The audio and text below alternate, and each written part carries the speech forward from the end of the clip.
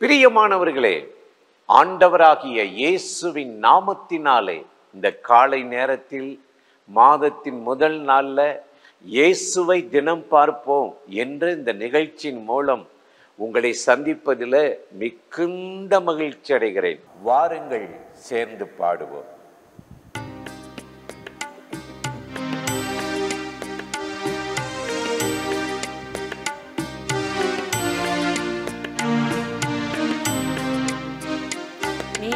மனுஷனல்ல தேவன், மனவுருக்கமுள்ள தேவன். நீர் மனுஷனல்ல தேவன், மனவுருக்கமுள்ள தேவன். காயப்பட்ட தோளின்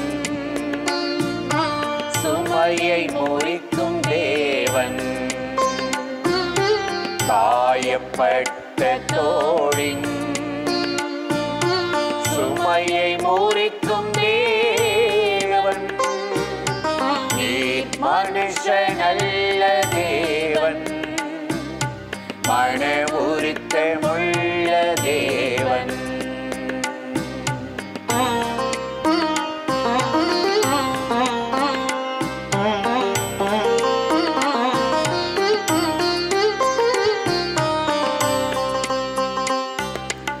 இஸ்ரவேலின் தேவனே,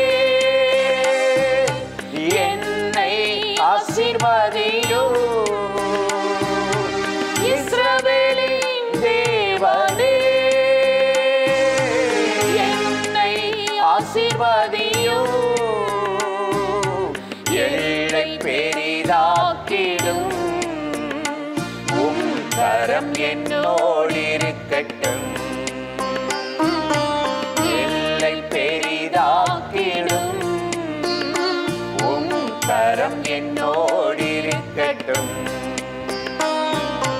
தீங்குகள் என்னை வேதனைப்படுத்தாமல் அதற்கென்னை விலக்கி காத்திடும்.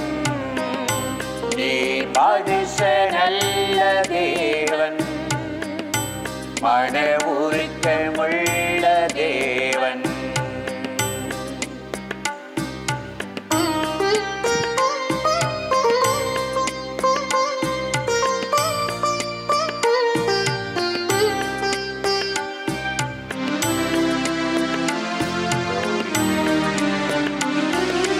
பாவங்களை நினைத்தால் யார் நிலை நிற்க முடியும்? பாவங்களை நினைத்தால் யார் நிலை நிற்க முடியும்? சாபங்களை முறித்தால் நான் தொடர்ந்து ஓட முடியும். எங்கள் சாபங்களை முறித்தால் நான் தொடர்ந்து ஓட முடியும். இரவின் காவலர் விடியலை நோக்கிடும் போ, என் ஆத்துமாவும் அக்காய் ஏங்குதே. நீர் மனுஷனல்ல தேவன், மன உருக்கமுள்ள தேவன். நீர் மனுஷனல்ல தேவன், மன உருக்கமுள்ள தேவன்.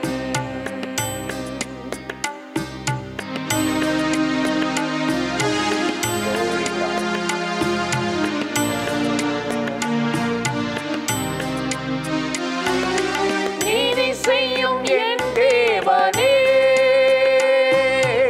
எழுந்திருக்க மாட்டீரோ? நீதி செய்யும் என் தேவனே, எழுந்திருக்க மாட்டீரோ? எதிர் நிற்க பலனில்லை, என்ன செய்வதென்றும் தெரியவில்லை. எதிர் நிற்க பலனில்லை, என்ன செய்வதென்றும் இல்லை. உதவியை தவிர வேறொன்றும் எனக்கில்லை. என் கண்கள் உம்மையே பார்க்குதே. நீர் மனுஷனல்ல தேவன், மன உருக்கமுள்ள தேவன். நீர் மனுஷனல்ல தேவன், மன உருக்கமுள்ள தேவன். காயப்பட்ட தோளின் சுமையை முறிக்கும் தேவன். காயப்பட்ட தோளின் சுமையை முறிக்கும் தேவன். நீர் மனுஷனல்ல தேவன்,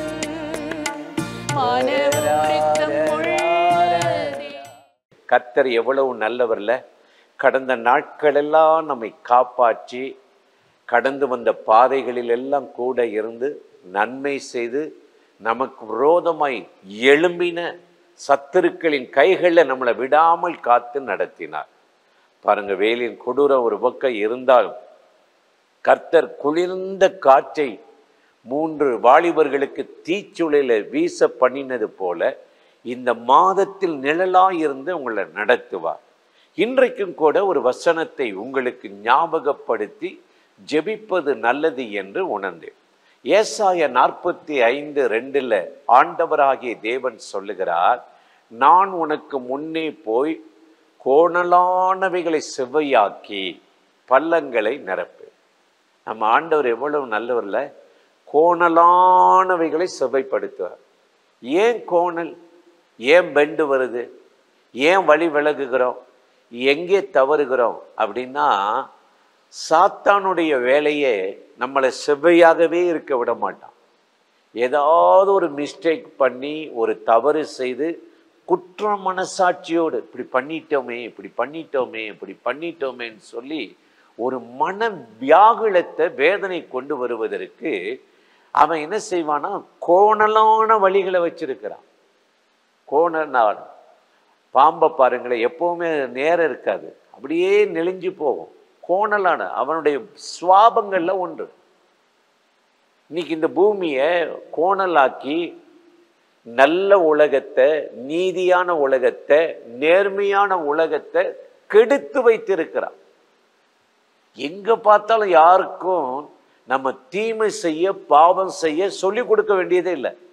ஆனா ஜெபம் பண்ண, கர்த்தரை தேட, அதன்படி வாழ தான் நம்ம போதிக்க வேண்டியது இருக்கிறது. ஏன்னா தீமை அவ்வளவு பெருகி இருக்கிறது. செவ்வையில்லாத இந்த உலகத்தை தாறுமாறாக்கி அக்கிரமத்தை அதிகமா விதைச்சு இன்னைக்கு அழிவை நோக்கி உலகத்துல மனிதர்களை போக வைக்கிறார்.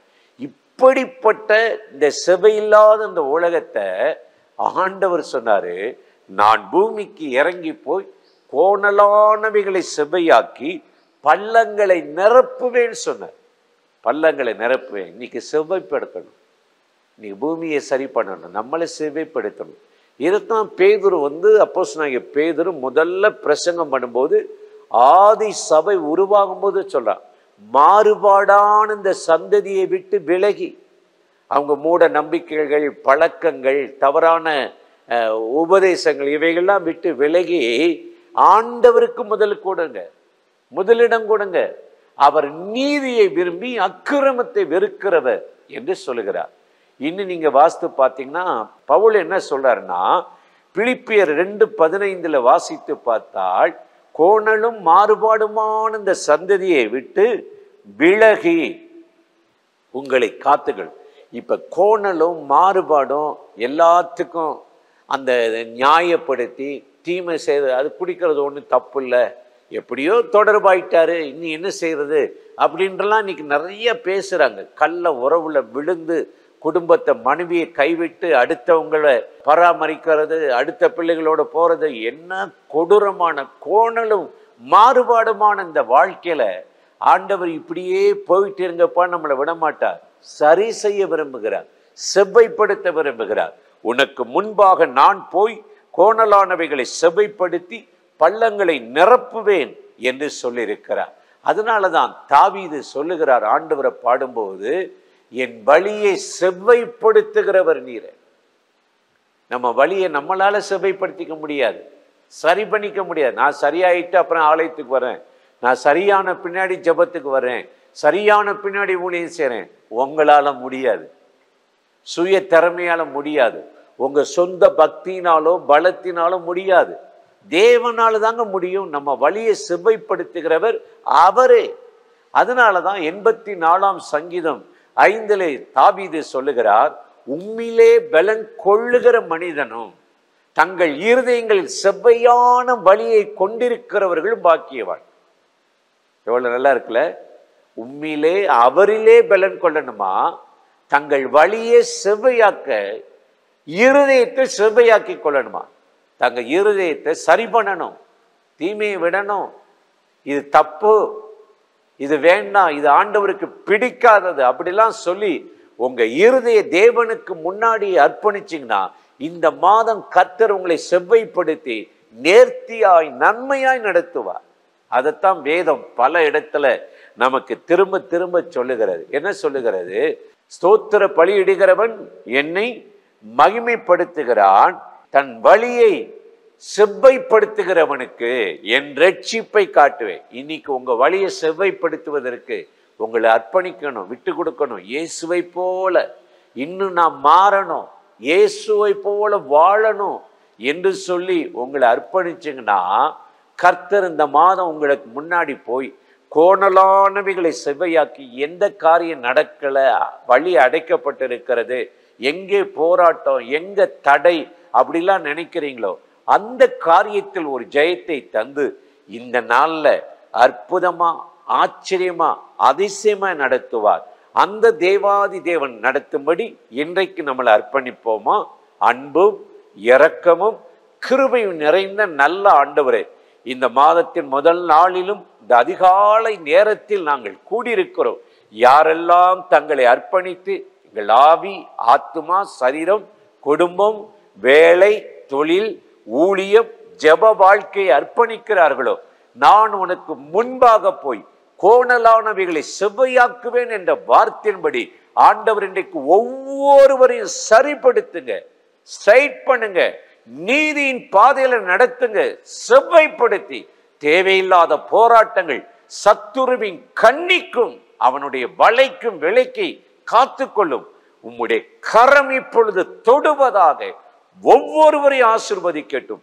இந்த மாதத்திலும் ஒரு புதிய வழியை திறந்து வேண்டிக் கொள்வதற்கும் நினைப்பதற்கும் மேலாக உம்முடைய பிள்ளைகளை ஆசீர்வதித்து நன்மையால் முடிசூட்டி நடத்தும்படி இயேசுவின் நாமத்தில் வேண்டிக் கொள்ளுகிறோம் எங்கள் உயிருள்ள நல்ல பிதாவே. ஆமென், ஆமென். ஆண்டவர் இந்த ஜெபத்தை கேட்டிருக்கிறார். இந்த நிகழ்ச்சியின் மூலமா கட்டாயம் உங்களை ஆசீர்வதிப்பார். தொடர்ந்து இந்த நிகழ்ச்சி நீங்களும் பார்க்கணும், மற்றவங்களுக்கு அறிமுகப்படுத்தணும். தேவ கரம் உங்களோடு நடத்துவதாக. ஆமென், ஆமென்.